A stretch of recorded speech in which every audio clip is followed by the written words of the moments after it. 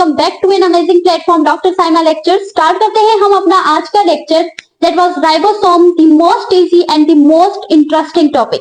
Start करते हैं हम इस टॉपिक को। राइबोसोम को हम कहते हैं इंजन ऑफ द सेल। अगर हम गाड़ियों की एग्जांपल दें, जो भी कार होती है उसका जो इंजन होता है वो किस लिए होता है, ताकि जो भी गाड़ी है या कार है उसका प्रॉपर फंक्शन परफॉर्म हो, उसके जितने भी फंक्शंस है वो प्रॉपर्ली परफॉर्म होंगे। सेम इसी तरह ये जो राइबोसोम है इसको हम कहते हैं इंजन ऑफ द सेल, क्योंकि ये सेल के लिए इंजन का काम करता है। ठीक है, अगर राइबोसोम प्रोटीन ना बनाए तो आपका सेल ज्यादा देर तक जिंदा नहीं रहेगा। ठीक है, तो सेल को प्रॉपर फंक्शन प्रोवाइड करने के लिए सेल को हेल्प आउट करते हैं कि वो अपने प्रॉपर फंक्शन परफॉर्म करें, तो राइबोसोम को हम कहते हैं engine of the cell. Same अब हम राइबोसोम के सेकंड नेम पे जाएं तो राइबोसोम को हम कहते हैं राइबोन्यूक्लियोप्रोटीन। ठीक है, राइबोसोम को बच्चे हम राइबोन्यूक्लियोप्रोटीन क्यों कहते हैं, क्योंकि राइबोसोम कंपोज होता है राइबोसोमल आरएनए से और प्रोटीन से। इन दो चीजों से राइबोसोम बनता है, एक तो आरएनए से और एक प्रोटीन से। तो इन दोनों को कंपोज करके हमने वर्ड लिया कि राइबोन्यूक्लियोप्रोटीन। तो राइबोसोम को हम राइबोन्यूक्लियोप्रोटीन भी कहते हैं। ठीक है, डिस्कस करते हैं हम इसकी डिस्कवरी को। तो राइबोसोम को डिस्कवर किया था पैलेट नामी एक साइंटिस्ट ने 1955 के अंदर, और राइबोसोम को देखा गया था इलेक्ट्रॉन माइक्रोस्कोप के अंदर। अगर आप माइक्रोस्कोप के अंदर राइबोसोम को देखें तो ये आपको ऐसे नजर आएंगे, लाइक स्मॉल डॉट्स की फॉर्म में। मैंने आपको साइटोप्लाज्म में पढ़ाया था कि वहां पर एक ट्रू सोल्यूशन होता है और एक कोलाइडल सोल्यूशन होता है। ट्रू सोल्यूशन तो माइनर मॉलिक्यूल से बनता है, लेकिन कोलाइडल सोल्यूशन में जब आप देखेंगे तो वहां पे राइबोसोम मौजूद होंगे। तो राइबोसोम की मदद से उसकी जो अपीयरेंस होती है वो दानेदार हो जाती है। ठीक है, वो ऐसी कोलाइडल फॉर्म में हो जाती है, तो उसकी रफ सी अपीयरेंस आती है। तो अगर हम माइक्रोस्कोप के अंदर देखेंगे तो हमें इस तरह से ही फ्लूइड के अंदर छोटे डॉट्स नजर आएंगे। तो इसकी अपीयरेंस क्या होती है, रफली अपीयरेंस होती है इसकी। इसके बाद हम इसको डिफाइन करें तो राइबोसोम आपके पास टाइनी नॉन मेम्ब्रेनस ऑर्गेनेलीज होती हैं, ग्रेन्यूल्स होते हैं। ऐसे इसको हम ग्रेन्यूल्स भी कह सकते हैं, छोटे छोटे डॉट्स होते हैं। इसके बाद ये क्या होते हैं, टाइनी होते हैं, बहुत स्मॉल होते हैं। ओवरऑल आपके अगर सेल में देखा जाए तो सबसे कम जो स्मॉलेस्ट ऑर्गेनेली भी कह सकते हैं, जो ग्रेन्यूल होता है, जो स्मॉलेस्ट ऑब्जेक्ट होता है वो क्या होता है, राइबोसोम। ठीक है, इसके बाद ये क्या होता है, नॉन मेम्ब्रेनस होता है। इसके ऊपर कोई भी मेम्ब्रेन प्रेजेंट नहीं होती। हमने ऑर्गेनेलीज का पढ़ा था बच्चे कि ऑर्गेनेलीज डबल मेम्ब्रेन भी होती है, सिंगल मेम्ब्रेन भी होती है। ठीक है, उनके ऊपर सिंगल कवर भी होता है, डबल कवर भी होता है। लेकिन राइबोसोम में यहाँ एक्सेप्शनल केस आ जाता है, तो हम इसे ऑर्गेनेली नहीं भी कंसिडर करते और ऑर्गेनेली कंसिडर भी करते हैं। ठीक है, अगर हम इसे ऑर्गेनेली कंसिडर कर रहे हैं तो वो बिकॉज ऑफ इट्स फंक्शन। ठीक है, ये प्रोटीन सिंथेसिस कर रहा है और बहुत इंपॉर्टेंट रोल प्ले करता है ये प्रोटीन बनाने में। तो दैट्स व्हाई हमने कहा कि हम इसे ऑर्गेनेली भी कंसिडर करते हैं, और हम नहीं भी कर सकते क्योंकि इसके ऊपर कोई भी एज मेम्ब्रेन प्रेजेंट नहीं होती। इसके बाद हमने कहा कि इसके साइज पे आए तो यूकेरियोटिक सेल में राइबोसोम का साइज होता है 20 to 24 नैनोमीटर। ठीक है, अगर केपी की बात की जाए तो वहां पे सिर्फ 20 नैनोमीटर वैल्यू दी हुई है, लेकिन फेडरल में दो वैल्यूज हैं, तो आप ये वाले लिखें। ठीक है, 20 to 24 नैनोमीटर। फिर हम आ जाते हैं बच्चे इसकी प्रेजेंस पे कि राइबोसोम कहाँ कहाँ प्रेजेंट होता है और कौन कौन से सेल में प्रेजेंट होता है। सबसे पहली बात कि राइबोसोम आपके पास हर सेल में प्रेजेंट होता है, क्योंकि प्रोटीन जो है, राइबोसोम का फंक्शन क्या है कि वो प्रोटीन बनाता है, और प्रोटीन बहुत बहुत इंपॉर्टेंट कंपोनेंट है आपकी बॉडी में। आपकी बॉडी में प्रोटीन का होना बहुत ज्यादा जरूरी है, इसे हम आगे डिस्कस करेंगे। राइबोसोम आपके पास हर सेल में प्रेजेंट होता है। प्रोकैरियोट्स की बात करें तो वहां भी प्रेजेंट होगा, यूकेरियोट्स की बात करें बच्चे तो वहां भी ये सेल पाया जाएगा। ठीक है, प्रोकैरियोट्स में क्या होता है, मैंने कहा था न्यूक्लियस नहीं होता, यूनिसेलुलर होते हैं। यूकेरियोट्स में मल्टीसेलुलर ऑर्गेनिजम्स आते हैं और उनमें न्यूक्लियस होता है। दोनों में राइबोसोम प्रेजेंट होगा। राइबोसोम हर सेल में किस लिए मौजूद होता है, क्योंकि ये बहुत इंपॉर्टेंट है आपके लिए। आपकी जो ओवरऑल बॉडी में एक्टिविटीज परफॉर्म हो रही होती है वो प्रोटीन की वजह से हो रही होती है। ठीक है, प्रोटीन की फॉर्मेशन कौन करता है, राइबोसोम।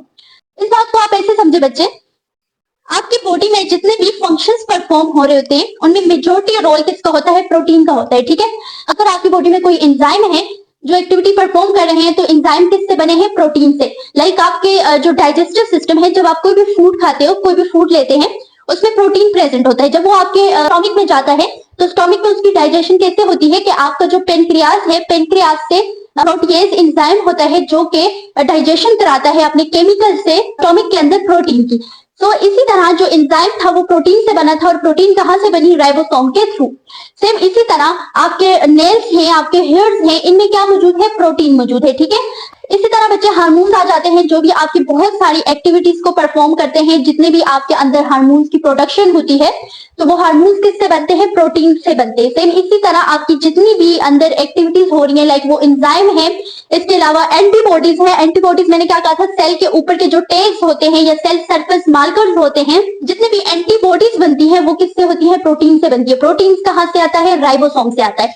सेम इसी तरह अगर हम हीमोग्लोबिन की बात करें जो कि रेड ब्लड सेल पे होता है, ऑक्सीजन को स्टोर करता है, ऑक्सीजन को कैरी करता है, ऑक्सीजन को स्टोर नहीं करता, ऑक्सीजन को कैरी करता है, ठीक है। ऑक्सीजन को स्टोर जो करता है वो मायोग्लोबिन उसको कहते हैं, ठीक है। अच्छा, हीमोग्लोबिन जो है वो क्या करता है? ऑक्सीजन को कैरी करता है। अब हीमोग्लोबिन बहुत इंपॉर्टेंट प्रोटीन है, वो कहाँ से आती है, वो कहाँ से बनती है? वो राइबोसोम से ही प्रोटीन सिंथेसिस होती है, तो आगे क्या होती है? हीमोग्लोबिन बनता है। तो अब हम बच्चों टाइप्स पे आ जाते हैं। हमारे पास राइबोसोम की दो टाइप्स होती हैं। एक टाइप तो आ जाती है 70S, दूसरी आ जाती है बच्चे 80S। अब दो तरह के राइबोसोम पाए जाते हैं, तो जाहिर सी बात है दो सेल में डिफरेंट डिफरेंट राइबोसोम होंगे। तो 70S राइबोसोम बच्चे होते हैं प्रोकैरियोटिक सेल में और 80S राइबोसोम होंगे यूकैरियोटिक सेल में। ये बेसिक डिफरेंस है 70S और 80S का, कि एक जो है वो प्रोकैरियोटिक सेल में मौजूद होगा और दूसरा जो है वो यूकैरियोटिक सेल में मौजूद होगा। आ जाते हैं हम अब डिफरेंस पे। 70S और 80S पे डिफरेंस करेंगे, इनको डिफरेंशिएट करेंगे, ठीक है। 70S का मैंने आपसे क्या कहा बच्चों कि ये प्रोकैरियोटिक सेल में मौजूद होते हैं। 80S का मैंने क्या कहा कि ये यूकैरियोटिक सेल के अंदर मौजूद होते हैं। अब जो राइबोसोम होते हैं बच्चे, ये दो यूनिट से मिलकर बनते हैं, ठीक है। दो सब यूनिट होते हैं जिनसे मिलकर राइबोसोम फॉर्म होते हैं। सबसे पहले हमारे पास एक लार्जर सब यूनिट होता है और एक स्मॉलर सब यूनिट होता है, ठीक है। ओवरऑल ये किससे बनते हैं? राइबोसोमल आरएनए और प्रोटीन से। लेकिन अगर यूनिट में देखा जाए तो सब यूनिट में ये दो यूनिट से बनते हैं, एक लार्जर सब यूनिट और एक स्मॉलर सब यूनिट। सेम इसी तरह 80S भी दो यूनिट से बनेगा, एक लार्जर सब यूनिट और एक स्मॉलर सब यूनिट। 70S राइबोसोम पे आ जाए बच्चे, तो हमने कहा कि ये प्रेजेंट होते हैं प्रोकैरियोटिक सेल में, ठीक है। ये बनते कैसे हैं? दो सब यूनिट से। लार्जर सब यूनिट होगा वो क्या होगा? 50S और जो स्मॉलर सब यूनिट होगा वो क्या होगा? 30S। अब ये आगे S क्या है? तो S आपके पास आ जाता है स्वर्टबर्ग यूनिट, ठीक है। स्वर्टबर्ग यूनिट क्या होता है? Sedimentation coefficient. मैंने आपको सेंट्रीफ्यूगेशन में बहुत डिटेल के साथ इसको समझाया था कि ये क्या होता है? Rate at which a particle sediment. ये एक वैल्यू होती है किसी भी पार्टिकल की कि वो कितनी जल्दी नीचे आके बैठता है, ठीक है। सेडिमेंटेशन क्या कहते हैं? किसी भी पार्टिकल का नीचे सरफेस पे बैठ जाना। जैसे पानी और रेत को ले लें तो उनको मिक्स करेंगे तो रेत नीचे आके बैठ जाएगी, तो वो क्या होती है? सेडिमेंटेशन। उस प्रोसेस को क्या कहते हैं? सेडिमेंटेशन। 70S राइबोसोम पे आ जाए तो 70S राइबोसोम कहां पर होते हैं? प्रोकैरियोट्स में। प्रोकैरियोट्स में क्या होता है? न्यूक्लियस नहीं होता। अगर न्यूक्लियस नहीं होगा तो प्रोकैरियोट्स में जो राइबोसोम है वो साइटोप्लाज्म के अंदर ही बनेंगे और साइटोप्लाज्म के अंदर ही होंगे, ठीक है। प्रोकैरियोट्स में बच्चे मेम्ब्रेन बाउंडेड ऑर्गेनेली प्रेजेंट नहीं होती। दैट्स व्हाई जो राइबोसोम होंगे वो सिर्फ और सिर्फ साइटोप्लाज्म के अंदर ही प्रेजेंट होंगे। जबकि हम एक एक्सेप्शनल केस पे आ जाए कि हमारे पास जो 70S राइबोसोम है वो कुछ हद तक यूकैरियोटिक सेल में भी प्रेजेंट होते हैं। अब यूकैरियोटिक सेल में कहां प्रेजेंट होते हैं? तो जो आपके पास माइटोकॉन्ड्रिया का मैट्रिक्स है, माइटोकॉन्ड्रिया के अंदर जो फ्लूइड प्रेजेंट होता है, इसके अलावा जो आपके पास क्लोरोप्लास्ट का स्ट्रोमा है, जो पार्ट है क्लोरोप्लास्ट का स्ट्रोमा, वहां पर आपके पास 70S राइबोसोम मौजूद होते हैं। ये जो माइटोकॉन्ड्रिया और क्लोरोप्लास्ट के अंदर 70S राइबोसोम है, ये इसकी प्रोकैरियोटिक ओरिजिन को शो करते हैं। मींस के बहुत टाइम पहले ये जो भी ऑर्गेनेलिस थी ये क्या थी? फ्री लिविंग स्पीशीज थी, फ्री लिविंग प्रोकैरियोटिक स्पीशीज थी, जिसके बाद यूकैरियोटिक सेल ने इसको इनगल्फ कर लिया और ये क्या हो गई? यूकैरियोटिक सेल का हिस्सा बन गई। तो स्टिल माइटोकॉन्ड्रिया और प्रोकैरियोट्स के अंदर कौन से राइबोसोम प्रेजेंट है बच्चे? 70S। इसके बाद हमने कहा कि हमने 70S राइबोसोम के बारे में क्या पढ़ा कि सबसे पहले हमने कहा कि ये दो यूनिट से बनते हैं। सबसे पहले लार्जर सब यूनिट है जो 50S है, फिर स्मॉलर सब यूनिट है जो हमारे पास क्या है? 30S। फिर हमने पढ़ा कि प्रोकैरियोट्स में हमारे पास न्यूक्लियस नहीं होता, इसके अलावा मेम्ब्रेन बाउंडेड ऑर्गेनेलिस भी नहीं होती, तो राइबोसोम जस्ट किधर प्रेजेंट होंगे? साइटोप्लाज्म के अंदर। फिर हमने कहा कि यहाँ पे एक एक्सेप्शनल केस भी है कि 70S राइबोसोम यूकैरियोटिक सेल में भी दो ऑर्गेनेलिस के अंदर प्रेजेंट होते हैं, एक माइटोकॉन्ड्रिया के अंदर और एक क्लोरोप्लास्ट के अंदर, जो कि क्या शो करते हैं? उसका प्रोकैरियोटिक ओरिजिन। अब हम आते हैं 80S राइबोसोम की तरफ। 80S राइबोसोम क्या होते हैं बच्चे? यूकैरियोटिक में प्रेजेंट होते हैं। ये भी आपके पास दो सब यूनिट से बनते हैं, एक लार्जर सब यूनिट और एक स्मॉलर सब यूनिट। जो लार्जर सब यूनिट होता है वो किससे बनता है? 60S से।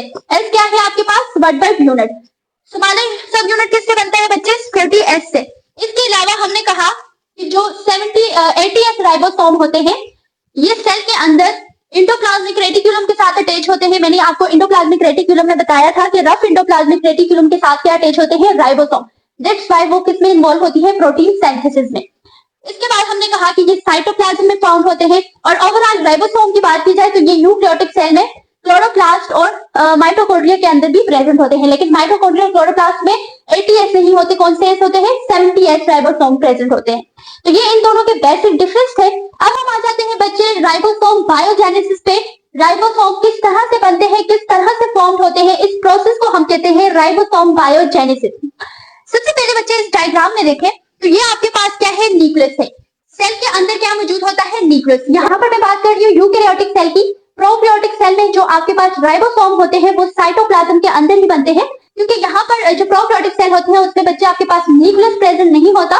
दैट्स व्हाई ये मैट्रिक्स के अंदर जो साइटोप्लाज्म है उसके अंदर ही बनते हैं। यूकैरियोटिक में न्यूक्लियस होता है, तो जो राइबोसोम है वो न्यूक्लियस के अंदर बनेंगे। ठीक है, न्यूक्लियस के अंदर कहाँ पे बनेंगे, न्यूक्लियोलस में बनेंगे। अब यहाँ पर बच्चे यहाँ से क्या किया, डीएनए से मैसेंजर आरएनए बना। ठीक है, डीएनए में क्या होती है, आपके पास न्यूक्लियोटाइड्स होती हैं। उन न्यूक्लियोटाइड्स पे क्या होती है, उन न्यूक्लियोटाइड्स के पास इंफॉर्मेशन होती है किसी भी प्रोटीन के बनने की। अब इस डीएनए के पास क्या है, इंफॉर्मेशन है कि हमने राइबोसोम को बनाना है। राइबोसोम को बनाने की इंफॉर्मेशन यहाँ पर क्या है, मौजूद है। अब यहाँ से क्या बनेगा, मैसेंजर आरएनए बनेगा। मैसेंजर आरएनए क्या करेगा, मैसेज का काम करता है। ये मैसेज पहुंचाएगा राइबोसोम के पास कि हमें एक नया राइबोसोम बनाना है, एक नए राइबोसोम की प्रोटीन बनानी है। मैसेंजर आरएनए बच्चे आकर यहाँ पर दोनों सब यूनिट के मिड में अटैच हो जाएगा। ये जो स्मॉलेस्ट सब यूनिट है बच्चे, इसके साथ ये क्या अटैच हो जाएगा। ठीक है, अब ये जो लार्जेस्ट सब यूनिट है ये इसके ऊपर आएगा और यहाँ से आपके पास बनेगी प्रोटीन। ठीक है, यहाँ पर आपके पास क्या बनेगी, प्रोटीन बनेगी। सबसे पहले एक सब यूनिट बनेगा और फिर दूसरा बनेगा। तो आपके पास ये जो साइटोप्लाज्म है उसके अंदर क्या बनेगा, न्यूक्लियस के दोनों सब यूनिट बन जाएंगे। अब इन दोनों सब यूनिट को जोड़ के ही हमारे पास एक राइबोसोम बनता है। तो इस चीज को हम कहते हैं असेंबली ऑफ राइबोसोम। तो असेंबली ऑफ राइबोसोम कहाँ पर होगी बच्चे, न्यूक्लियोलस के अंदर। ठीक है, न्यूक्लियोलस क्या है, न्यूक्लियस के अंदर आपके पास एक पार्ट होता है जिसे हम न्यूक्लियोलस कहते हैं। ठीक है, अब हमने कहा मोस्टली एमसीक्यूज आता है कि राइबोसोम जो होते हैं वो सिंथेसाइज होते हैं कहाँ पर, तो मेजॉरिटी इसका आंसर यही होता है और आपकी बुक्स में भी यही लिखा होता है कि न्यूक्लियोलस के अंदर। लेकिन अगर सेपरेटली क्वेश्चन आ जाए कि यहाँ पर आपके पास सब यूनिट किधर बनते हैं और वो जो सब यूनिट है उनकी असेंबली कहाँ पे होती है, वो जुड़ते कहाँ पर है, तो वो जो असेंबली होती है वो कहाँ पे होती है, न्यूक्लियोलस के अंदर। वरना जो प्रोटीन है वो कहाँ पे बनती है, साइटोप्लाज्म के अंदर। अब बच्चे यहाँ पर क्या होगा कि ये दोनों यूनिट्स हैं, ये अंदर जाएंगे न्यूक्लियोलस के अंदर। अब जो न्यूक्लियोलस है आपके पास, न्यूक्लियोलस के अंदर मेजॉरिटी अमाउंट ऑफ क्या होते हैं, राइबोसोमल आरएनए होते हैं। तो इन प्रोटीन के साथ क्या अटैच हो जाएंगे, इनमें एडिशन होगी राइबोसोमल आरएनए की और ये प्रॉपर एक राइबोसोम बन जाएंगे और यहाँ से फिर ये साइटोप्लाज्म के अंदर ट्रांसफर होंगे। तो ये 5 स्टेप थे। पहले डीएनए से मैसेंजर आरएनए बना, वो गया सब यूनिट्स के मिड में, उसने क्या बनाए, 2 प्रोटीन्स बनाए। वो प्रोटीन्स कहाँ गए, न्यूक्लियोलस के अंदर, और एक राइबोसोम बनाया जहाँ पे एडिशन हुई राइबोसोमल आरएनए की। उसके बाद बच्चे क्या हुआ, यहाँ पर क्या बन गया, साइटोप्लाज्म। तो ये यहाँ पर क्या था आपके पास, ये पूरा प्रोसेस ओवरऑल। अब यहाँ पर मैंने आपसे कह दिया कि जो 70 और 80 एस जो एस है ये क्या है, स्वार्टबर्ग यूनिट है। ठीक है, जो एस है ये क्या है बच्चे, स्वार्टबर्ग यूनिट। इसके बाद ये स्वार्टबर्ग यूनिट क्या होता है, ये सेडिमेंटेशन कोएफिशिएंट है, इसको हमने डिस्कस कर लिया। अब राइबोसोम की हम सेंट्रीफ्यूगेशन में वैल्यू फाइंड करते हैं कि सेंट्रीफ्यूगेशन में हमने कितनी फोर्स लगानी है, कितनी ग्रेविटेशनल फोर्स देनी है और कितने टाइम में राइबोसोम हमारे पास सेडिमेंट होंगे, राइबोसोम हमें नीचे मिलेंगे, नीचे बैठे हुए मिलेंगे, ताकि हम राइबोसोम को स्टडी कर सके। तो हम जो है सेंट्रीफ्यूज जो मशीन है उसमें हम क्या करेंगे, 1,50,000 ग्रेविटेशनल फोर्स लगाएंगे और 3 घंटे के टाइम तक उसको सेंट्रीफ्यूज करेंगे और उसके बाद हमारे पास जो भी राइबोसोम है वो पैलेट में आ जाएंगे, पैलेट जो सरफेस है वहां पर आ जाएंगे। इस बात की अगर आपको समझ नहीं आई तो आप मेरा जो लेक्चर है सेंट्रीफ्यूगेशन का उसको देखें, उसके बाद आपको ये जो लाइन है ये बिल्कुल क्लियर हो जाएगी। अब हम आ जाते हैं कॉम्पोजिशन पे कि जो हमारे पास 80S राइबोसोम है और 70S राइबोसोम है, ये कितनी अमाउंट में हमारे पास राइबोसोमल आरएनए और प्रोटीन से मिलकर बने हैं। 80S राइबोसोम की बात करें बच्चे तो 80S में जो एक सब यूनिट होता है वो क्या है, 60S, और दूसरा यूनिट का हमने क्या कहा है वो क्या है, 40S। अब 60S जो है वो 3 तरह के राइबोसोमल आरएनए से मिलकर बनता है। एक आपके पास क्या है 20S, ये S को रेड में इसलिए लिखा है ताकि आप इसको 5 ना समझे और इसके साथ मिक्स ना करें। ठीक है, 20S और 8 से बनता है 20S राइबोसोमल आरएनए। दूसरा क्या है 5.8 राइबोसोमल आरएनए, फिर क्या है 5 राइबोसोमल आरएनए, और फिर उसके बाद यहाँ पर दूसरे यूनिट की बात आती है। तो दूसरे यूनिट में ये प्रोटीन भी इसमें शामिल होती है। सबसे पहले क्या आ जाता है 80S राइबोसोमल आरएनए और फिर 30 प्रोटीन से ये दूसरा यूनिट बनता है। सेम इसी तरह आ जाते हैं 70S पे। तो 70S में बच्चे क्या है, पहला यूनिट क्या है 50S। 50S में क्या आता है, आपके पास 5 राइबोसोमल प्रोटीन होती है और यहाँ पर 31 प्रोटीन, जो दूसरी प्रोटीन है वो कितनी होती है 31। 30S पे आते हैं तो 30S में आपके पास 16 राइबोसोमल आरएनए होते हैं और जो प्रोटीन्स होती है वो कितनी होती है 21। तो ये कॉम्पोजिशन आप अपने पास नोट कर सकते हैं। अब हम आ जाते हैं बच्चे फंक्शन ऑफ राइबोसोम पे कि राइबोसोम का बेसिक फंक्शन क्या है। तो राइबोसोम क्या है, प्रोटीन फैक्ट्री है। तो राइबोसोम क्या बनाते हैं, प्रोटीन को, ठीक है। राइबोसोम क्या करते हैं, they are involve in protein synthesis. अब ये प्रोटीन कैसे बनाते हैं हम उसको यहाँ पर समझेंगे। यहाँ पर हमारे पास 2 स्टेप इन्वॉल्व होते हैं प्रोटीन सिंथेसिस में। एक हम कहते हैं ट्रांसक्रिप्शन और बेसिकली जो प्रोटीन बनाने का जो प्रोसेस है उसे हम कहते हैं ट्रांसलेशन, ठीक है। ट्रांसलेशन के भी आगे से 3 स्टेप्स आते हैं जो जिनको डिटेल में आप अपनी सेकंड ईयर में पढ़ेंगे। एक आपके पास आ जाता है ट्रांसक्रिप्शन और एक आपके पास आ जाता है ट्रांसलेशन, ठीक है। ट्रांसक्रिप्शन क्या होता है बच्चे, डीएनए से मैसेंजर आरएनए के बनने के प्रोसेस को हम कहते हैं ट्रांसक्रिप्शन। जब डीएनए इंफॉर्मेशन देता है किसी भी प्रोटीन को बनाने की, तो हमारे पास क्या बनता है, डीएनए से मैसेंजर आरएनए बनती है। अब मैसेंजर आरएनए जब डीएनए से बना है तो इस प्रोसेस को हम क्या कहेंगे, ट्रांसक्रिप्शन। और आगे जब जो हमारा प्रोटीन बनने का ओवरऑल प्रोसेस है उसको हम क्या कहेंगे बच्चे, ट्रांसलेशन। अब यहाँ पर आपके पास क्या हुआ कि ये मैसेंजर आरएनए है, ये जाएगा साइटोप्लाज्म के अंदर। न्यूक्लियस में क्या हुआ, ट्रांसक्रिप्शन का प्रोसेस हुआ, डीएनए से मैसेंजर आरएनए बना, ठीक है। उसके बाद यहाँ से ट्रांसलेशन शुरू होगी। सबसे पहले क्या होगा कि मैसेंजर आरएनए बाहर जाएगा और वो अटैच होगा राइबोसोम्स की यूनिट में, ठीक है। मैसेंजर आरएनए जो है वो बच्चे अटैच होगा स्मॉल यूनिट के साथ। स्मॉल सब यूनिट के साथ कौन अटैच होगा बच्चे, मैसेंजर आरएनए, ठीक है। यहाँ पर ये किस चीज के साथ अटैच होगा, मैग्नीशियम आयन की मदद से। मैग्नीशियम आयन जो है वो इनमें चार्ज डिफरेंस पैदा कर लेगा और इनमें जो बॉन्ड बनेगी वो स्ट्रॉन्ग बॉन्ड होगी, ठीक है। अब यहाँ पे मैसेंजर आरएनए इन दोनों यूनिट के दरमियान में आ गया है।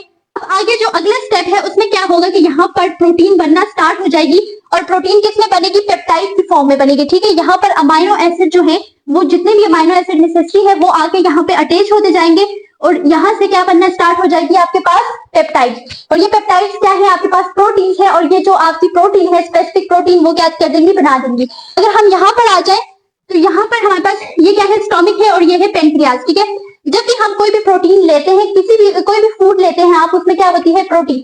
अब हमें प्रोटीन को डाइजेस्ट करने के लिए कौन सा एंजाइम रिक्वायर्ड है, प्रोटीएज एंजाइम, ठीक है। प्रोटीएज एंजाइम क्या करवाता है कि ये स्टोमिक में प्रोटीन की डाइजेशन कराता है, जिससे प्रोटीन जो है वो ब्रेक डाउन हो जाते हैं और डाइजेस्ट हो जाते हैं। अब ये प्रोटीएज एंजाइम कैसे बना, तो यहाँ से हमने क्या किया, डीएनए जो है वो आरएनए में कन्वर्ट हुआ। आरएनए जो है वो यहाँ पे यूनिट्स के साथ अटैच हुआ, किसकी मदद से, मैग्नीशियम की मदद से। यहाँ पर उसने क्या बनाई, पेप्टाइड्स बनाई। तो इनके दरमियान में क्या है, स्ट्रॉन्ग पेप्टाइड बॉन्ड है, ठीक है।